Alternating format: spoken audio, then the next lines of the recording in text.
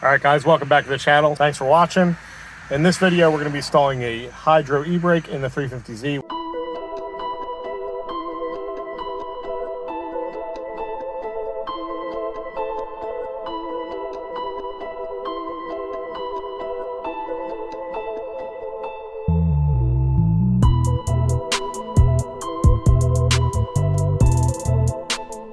While I'm thinking about it, hey, if you like my channel, like, share, comment, subscribe. Thanks for watching. In this video, we're going to be installing a hydro e-brake in the 350Z, which again, I believe I've probably mentioned in the intro already, but this is something that I've kind of been avoiding for as long as I possibly could, because a hydro e-brake e-brake period is a great tool, but it shouldn't be used as a crutch. So I really wanted to make sure that I got a good skill in before I put my e-brake in, but you know, it's just time to do it. So I thought of a couple different ways to do this. I was just going to use this one here, but it's kind of inconvenient to pull this here. You know, it's so far back, the seat's kind of in the way. So that wasn't really an option. So what I got was, as you can see on my lap here, I got this Chase Bays reverse pull e-brake setup. And I got this one because it's basically the most low profile one that you can buy. And we're somehow going to mount it in this mess here. So I'm looking for putting it somewhere, you know, so we can grab like this area and kind of do this kind of jig. But I've seen a lot of people that have installed these here, and some of them don't look great and some of them look really good. I like my interior and I want it to look halfway decent, so we're going to be trying to install it as low profile as possible. And what that starts out with is basically cutting some stuff out in this area. So we're going to go ahead and cut this plastic bar out here because that's going to be in the way. We're also going to cut this metal bar out here because that's going to be in the way. This I think is just for structure here, so I don't really care too much about that. This metal bar, I believe, is what the radio used to mount to, but as you can see now, my radio actually mounts to this panel. And lucky for me, it's not one with a CD player, so it's actually pretty short, because we are going to have to fit this box back in there, because I still have my air conditioner. That goes in here somewhere, as well as all this wiring and stuff like that. So I'm going to go ahead and get those things cut out and start mocking up where I want the handle to be, and hopefully we can find a good spot to put it in. I don't know where I am, I don't know where you take me, I don't know where you take me. I fell off once already. We're off to a great start. Follow your trail and the love's in your mind and the love's in your head.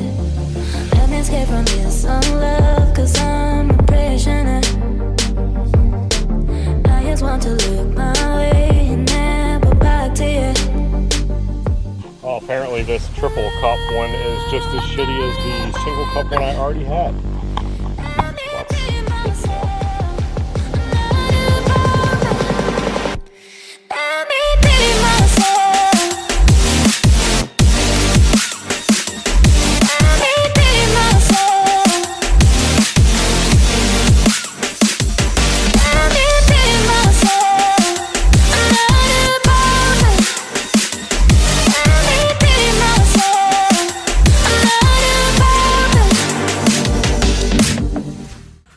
All right, guys, so let me show you where I'm at. Let's pop this out of here. So basically, I cut out the plastic bar that was here. I cut out the metal bar that was here. I ended up cutting out a little bit of this plastic here, which is like nothing. It's just some plastic flap. I don't know exactly what this is, so I didn't mess with that. Also cut out some of the plastic here. And I cut out this plastic bar here just to make it easier. So basically got all this open area. And then what I was going for is, so I have, get some wires out of the way here. Ugh. So here's the trim piece here. And that sits on here like that. And basically I want it to be right here where this hole is. So I went ahead and cut this hole out with a 1.5-inch hole saw and started trying to figure out how I can get my handle to come out there. And I'm also trying to make it as low as possible so it's kind of flush here or not really like sticking out. So basically what I've come up with is, if you look right here, you can see this like ramp here. So basically I beat that down on this side. I got to do a little bit more here. And I'm trying to get this basically flat with this whole area. And so I got that pretty beat down there. There's nothing here. It's just, you know, for the shifter mount stuff here. So it doesn't affect any of this, taking that out. As far as I know, I haven't looked underneath, but it's not touching my transmission or anything like that. Like I said, this is just ramped up here to make this part higher for the shifter section. So I got that beat down. I got to take down a little bit more here. But basically what we got is, I also had to cut this bracket down. So on this side here, so you can see the rest of it kind of sticks out a little bit. I cut down this side and then I cut down this back side. And this is basically going to fit in here something like that-ish. And then we'll flip this fitting around so it comes out the other side. But that's kind of where it's going to be right there. Like I said, I got to take this down a little bit more to make this perfectly flat. And then if we put this trim piece back on, see if I can do this one-handed here. That's going to go in there. That's going to go in there. Something like that. And there we go. So we have an e-brake. So as you can see, these nuts stick out just a tiny bit now, which if that's the way it has to stay, then that's the way it has to stay, and I'm not too upset about that. But I'd really like to get this underneath, or at least level, like this part, this metal part level with this trim here. But so far so good, and it's coming out pretty clean. So I'm pretty happy with that and the way that looks. And this is like the perfect spot here for yanking, and it's not in the way of my shifter. It's not in the way of anything. I can still spin my wheel. There's nothing here. Everything's good. So I can still reach this knob here if I need to. But yeah, it's coming out pretty good.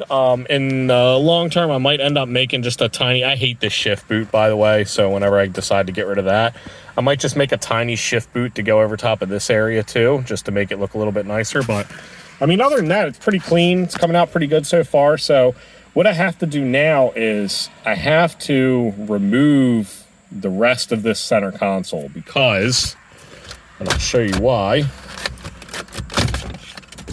So I need to weld this plate in down here. So first of all, as you can see, it's not sitting flat. So if I can get it to sit flat here, it'll be down just, you know, that much farther, and it'll make it look just a little bit nicer. And I also need to get my carpet out of the way so that I don't burn it when I weld.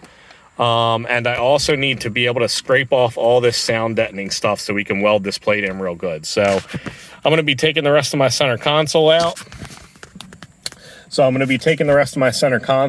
And as much of this stuff around here that I can. And then obviously this is going to be where it gets a little bit tricky, because I'm going to have to take it out, get everything prepped up to weld, and then probably put it back in and get it in the right spot and tack it in, and then pull it all back out again so that I can finish weld everything. So that's what I'm going to be working on now. I don't have my, actually, I guess this is a good time to check out my new GoPro mount. So I'll probably get that set up and do a little time lapse for you guys. I don't know where I am, I don't know where you take me, I don't know where you take me. I just follow your trail and I'm losing your mind and I'm losing your head. Let me escape from this unlove, cause I'm a prisoner. I just want to look my way, never back to you. All right, so I don't know where you guys saw that, but I got the plate tacked in here, so I'm just going to go ahead and just kind of stitch weld. I'm probably not going to weld the whole thing because it's not really necessary, but I'm going to go ahead and get some good welds on all this stuff.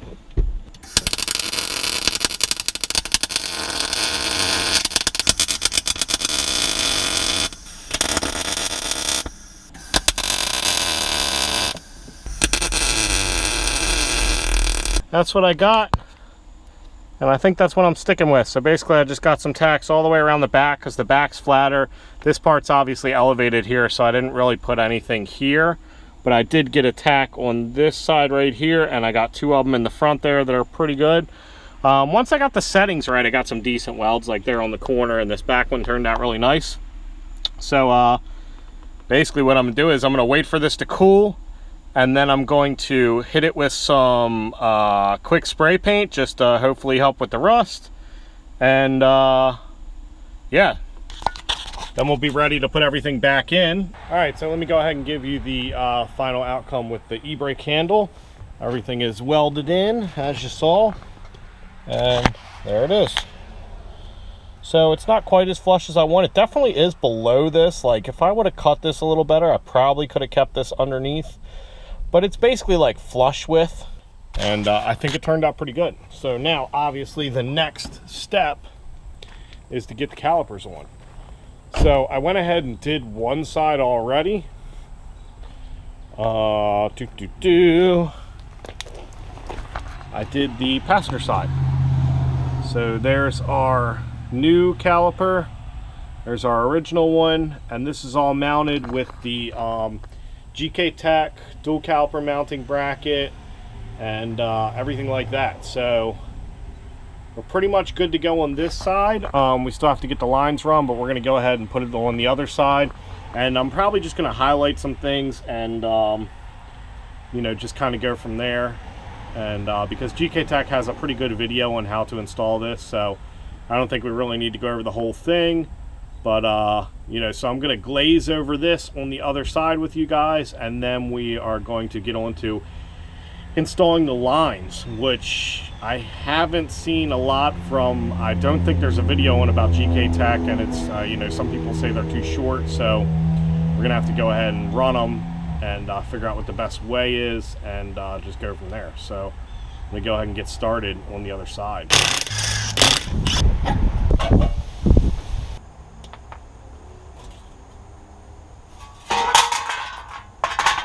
So we're just gonna lay the shield goes on like this. So we're just gonna lay this on here the way it's gonna mount, which is like that. And then basically on the last one, you can cut them closer, but I just picked the spots where the divots are and just cut them there.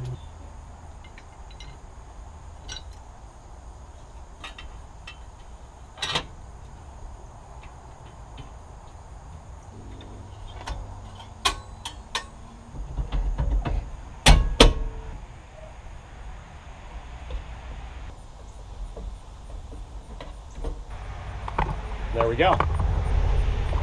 Now we have dual calipers on both sides.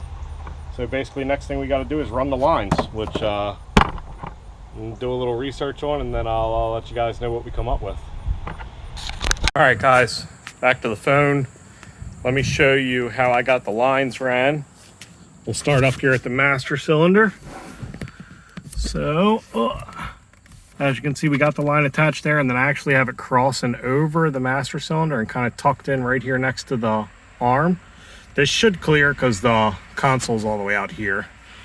And then, or actually, well, once that snaps in. But anyway, it should clear because this is pretty close. So, and then I got one strap right there, and then it goes around and it tucks. I put a little extra tape here because there's this lip here, and I wanted to make sure it didn't get, you know, damaged. So it goes under the e-brake handle. So this part of the e-brake handle moves. So make sure you keep it away from that. And it's zip tied there and there. And it goes up and it goes in this hole right here. Now this hole was already here. So what I did was, if you pop this panel off, so depending on what model you have, I guess there's maybe a subwoofer here or something. But anyway, if you pop this panel off, you can actually reach your hand up inside this big cavity here. So you can go through that hole right there in the center console, behind the center console, and it brings you out up here. So that cavity's like right around here somewhere. So I basically just drilled that hole back there close to where that carpet sits, and I mounted my T right here. So it comes out there, put a little grommet, tightened all that stuff up, and then basically the lines just go right here through the floor because I don't have any of my trunk pieces anymore. And they basically go right from there and Well, let's see if I can see this. Whoopsie. So they go to, you know, they come out up there somewhere, and they just go right into the calipers. So right now, since the rear end is jacked up, it's at full droop. So we should have plenty of slack and everything like that. So that's about it for the line running. Everything's tightened up. Everything's ready to go. All I got to do is bleed it and put everything back together. So I'm going to go ahead and get that wrapped up, and then I'll catch you guys for some testing. I don't know where I am, I don't know where you take me, I don't know where you take me. I just follow your trail and I'm losing your mind and I'm losing your head. Let me escape from this love, cause I'm a prisoner.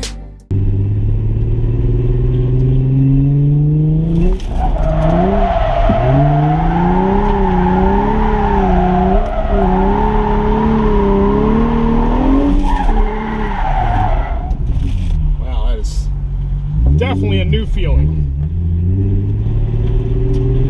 They are 100% locking up, that's for goddamn sure.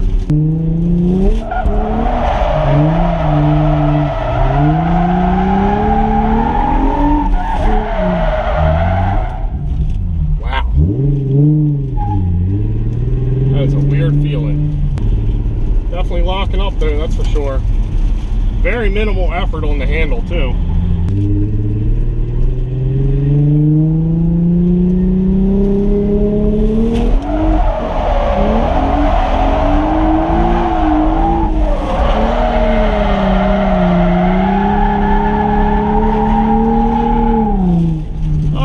God, that's so awesome.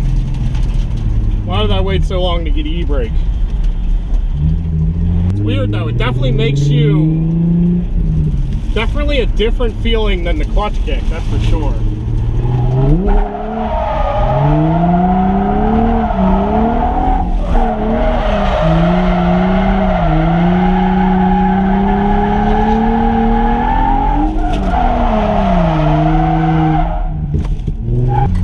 Gonna have to get a little used to making sure I push in the clutch when I pull the e-brake, but yeah, I mean, that is going to be so much fun.